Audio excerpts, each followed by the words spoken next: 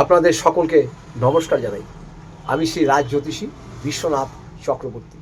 আজ আপনাদের সাথে আলোচনা করব সপ্তম ঘর,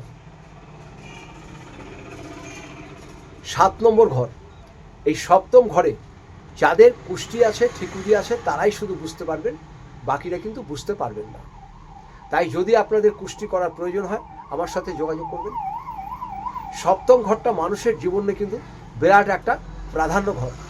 এই সপ্তম ঘর থেকে আমরা বুঝতে পারি আমাদের ব্যবসা বাণিজ্য কেমন হবে, কর্মসংস্থা কেমন হবে, সাংসারিক সুখ কেমন হবে, স্ত্রী আমার কেমন হবে, স্ত্রীর ব্যবহার কেমন হবে।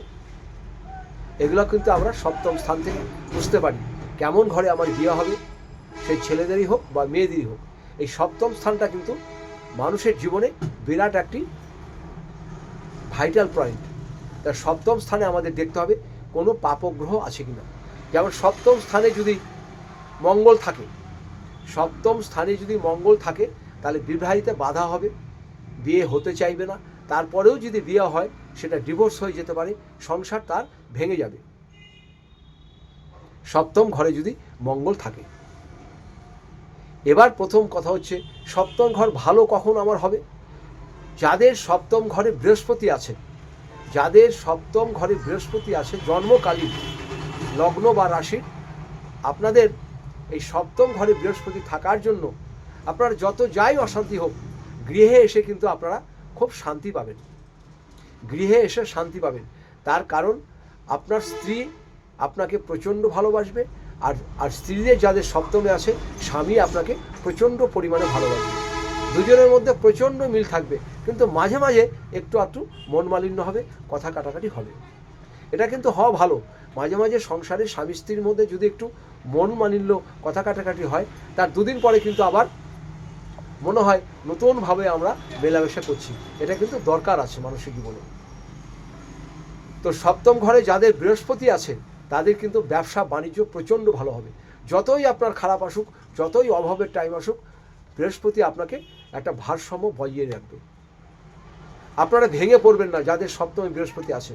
যে গ্রহই যতই খারাপ থাক, সপ্তমে বৃহস্পতি আপনাদের একটা ব্যালেন্স করে রাখবে। কারণ বৃহস্পতি হচ্ছে, আমরা বলি, অর্থের কারক। বৃহস্পতিকে আমরা বলি গুরুদেব। সেই বৃহস্পতিকে আমরা অর্থের দেবতা মনে করি। এই বৃহস্পতি যদি কারো সপ্তমে থাকে তাহলে তার ব্যবসা বাণিজ্য ভালো হবে, সংসার জীবন ভালো হবে, তার স্ত্রী ভালো হবে, আর স্ত্রীদের ক্ষেত্রে স্বামী ভালো হবে।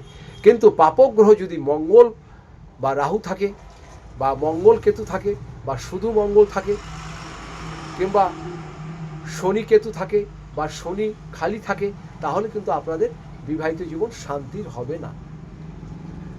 রাহু মঙ্গল যদি থাকে সপ্তম ঘরে তাহলে অনিবার্য স্বামী বা স্ত্রীর দুজনের অ্যাক্সিডেন্ট হতে পারে।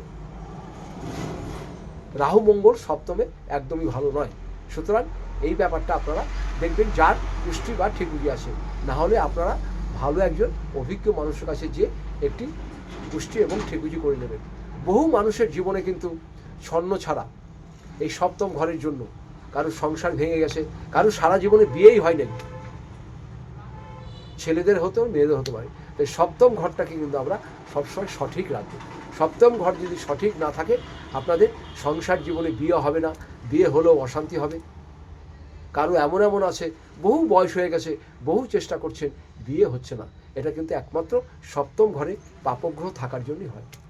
তাই যদি প্রয়োজন পড়ে আপনারা আমার সাথে যোগাযোগ করবেন।